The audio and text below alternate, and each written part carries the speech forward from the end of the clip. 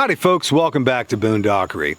I was going through a bunch of old USB drives the other day, and I happened to discover a bunch of old videos that I shot with my GoPro Hero 3 Black that my wife bought me, I want to say 8-9 years ago. It's been quite a while.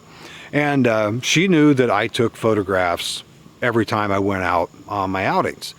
And she thought this would be a great idea. Well, I personally was very intimidated by the whole thing, and I didn't really quite understand, how to go about using it, but apparently I used it quite a few times.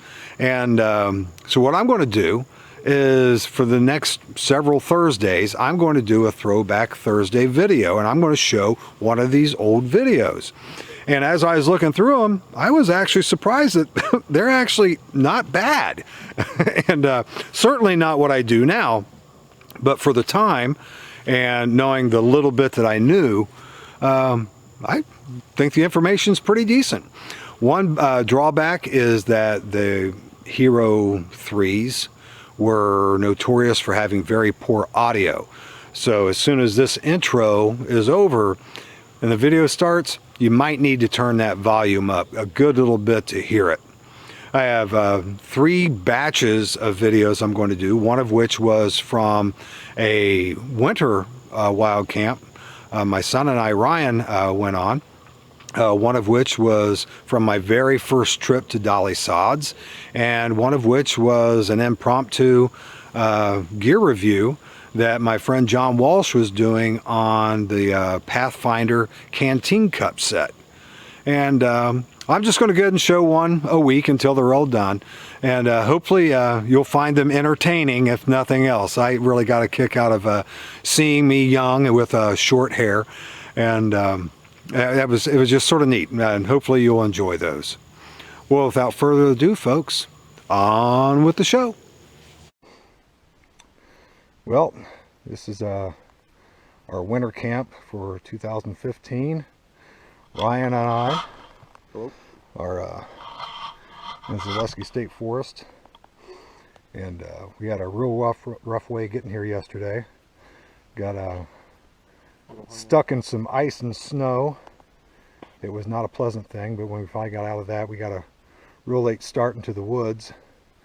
And so this is the camp that we chose, and I'm going to walk you into it, see how you can see.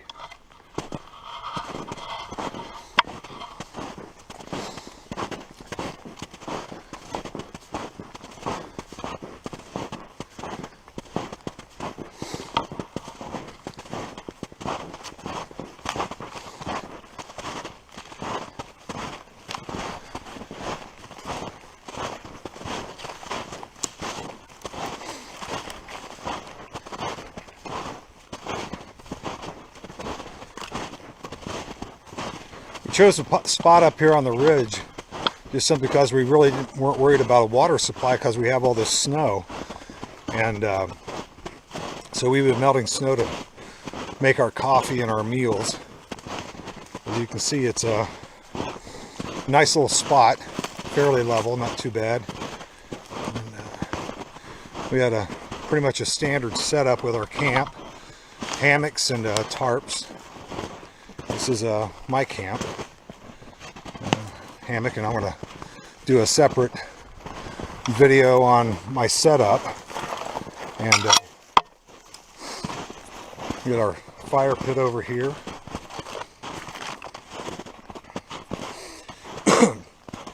Nice little view.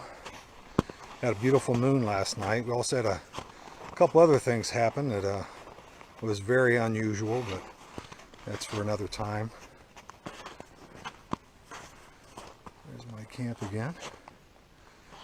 And here's Ryan's setup.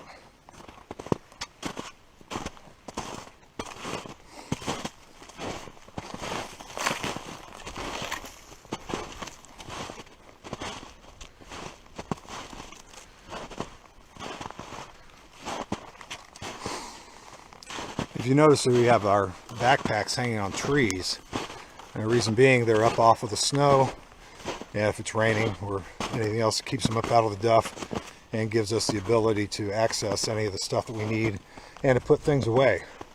That way we're constantly being able to keep track of our gear and equipment.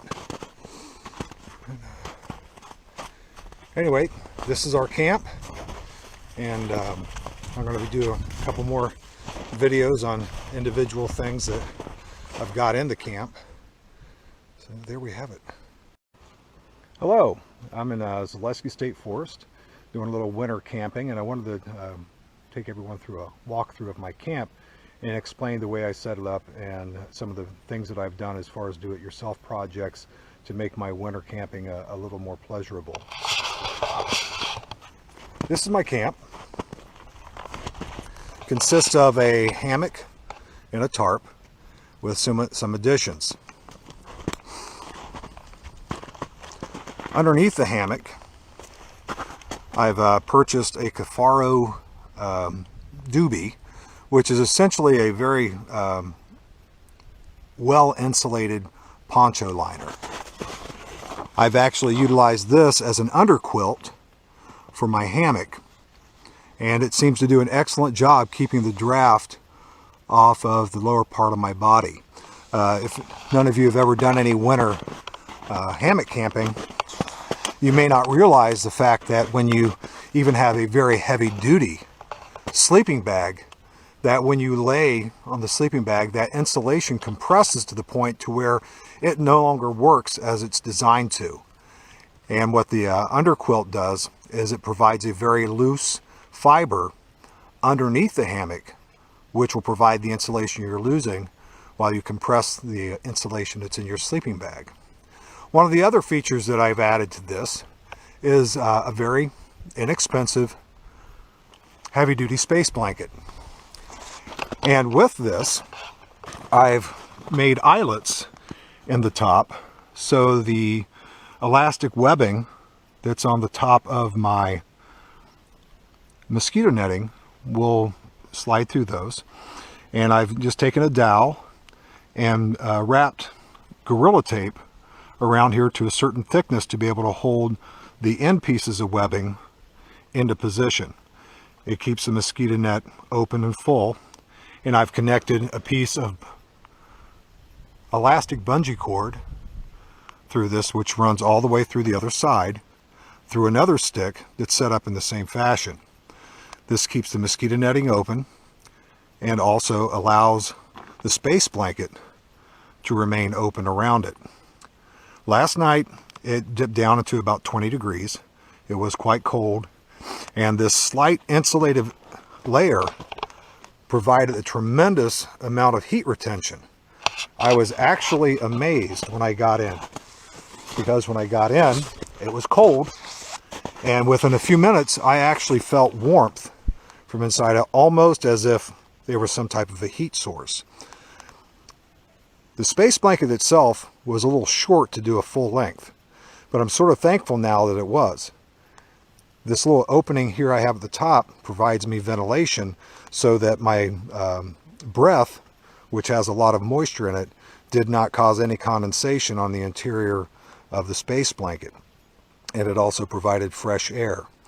The amount of body heat that I was emitting, primarily through my head because the rest of my body was pretty well insulated with my sleeping bag, was able to go right out through the opening. And I believe that my body heat produced enough heat to create draw, as like a fireplace chimney creates draw. Without the heat, you don't have the draw. And I believe that any excess heat that was being created by my body heat was being pulled out through this small opening. The combination of the space blanket and the poncho liner for an underquilt has taken an item which I realistically could use 3 months or 3/4 of the year into something that I can use year round. This isn't the coldest that I've used the underquilt. However, this is the first time that I've used the insulated heavy-duty space blanket as a top cover. It has made a world of difference. Very inexpensive to create, and something that could be applied to most hammocks.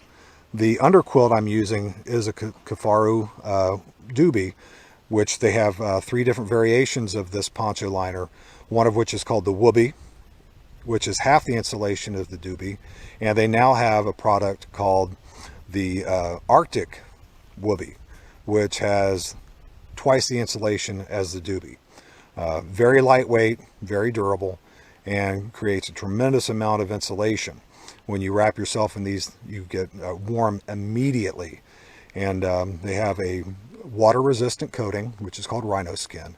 However, I do believe that if you were to utilize a combination of 2 standard US issue poncho liners, that it would provide the same insulative value as the Whoobie. If you were to sandwich the poncho liners around a heavy-duty space blanket like the one I'm using for my top cover, that would retain any type of lost body heat. And for approximately $70, if you're buying everything new, you would probably be able to have something that will do the same insulative qualities as a $200 Kafaru poncho liner. This is pretty much my my hammock setup. On the end of my hammock ropes, you can see I've added some carabiners, and these are nice little hang-alls. I've got my SAS smock hanging on this one, and on the other side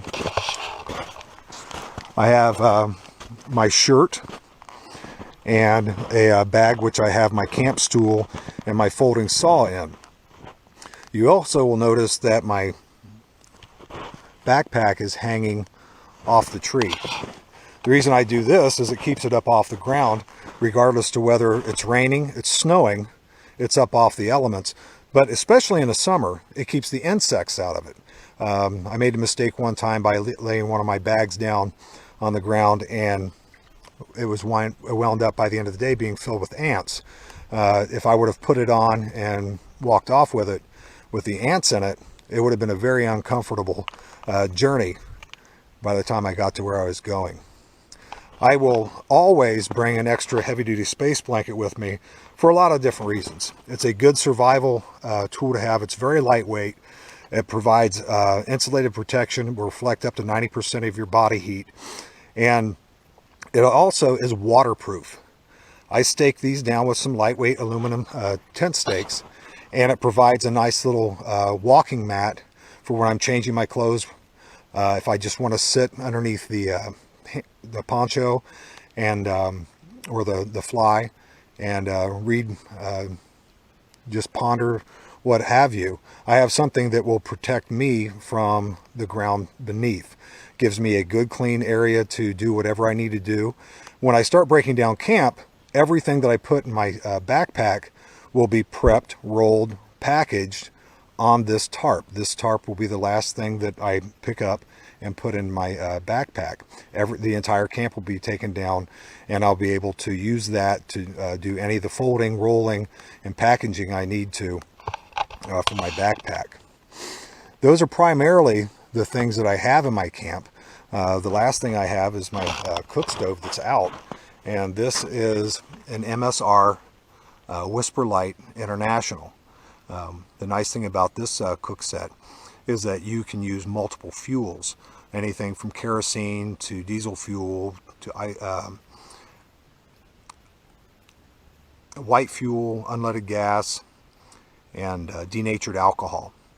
It's a very effective stove, and the nice thing about it is you can adjust the flame to the point to where if you wanted to do some serious cooking and saute or simmer, you can do that with these, which a lot of the other stoves that are on the market now, they will certainly boil water quickly, but you cannot actually cook with them.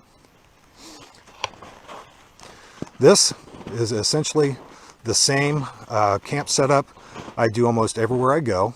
You will notice that just about everything is either multicam or subdued. The reason being is when I get into nature, I do not want to stand out like a neon sign. I also want to blend in. This morning, there was a group of hikers that had walked through, and they saw the tracks that we made when we were walking in, and they basically got about 20 yards away from our camp before they actually saw it. This is a wonderful thing when you're trying to escape in areas to where there are other people that will be in the area.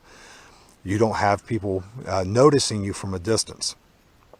It blends in year-round, and you see the white in the background now.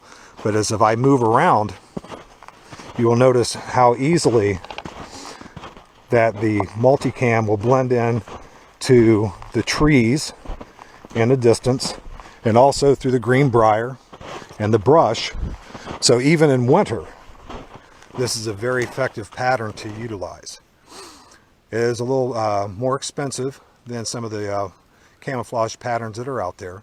And you can most certainly mute your camp colors to the point to where you're using neutral base colors that blend in well with your environment at a much less expensive price. But as far as the effectiveness goes, this is definitely the most effective camouflage that I've ever been able to find. This is my camp, and I hope some of the ideas that I discussed with you on some of my do-it-yourself projects will help you and make you enjoy your winter camping a little bit more.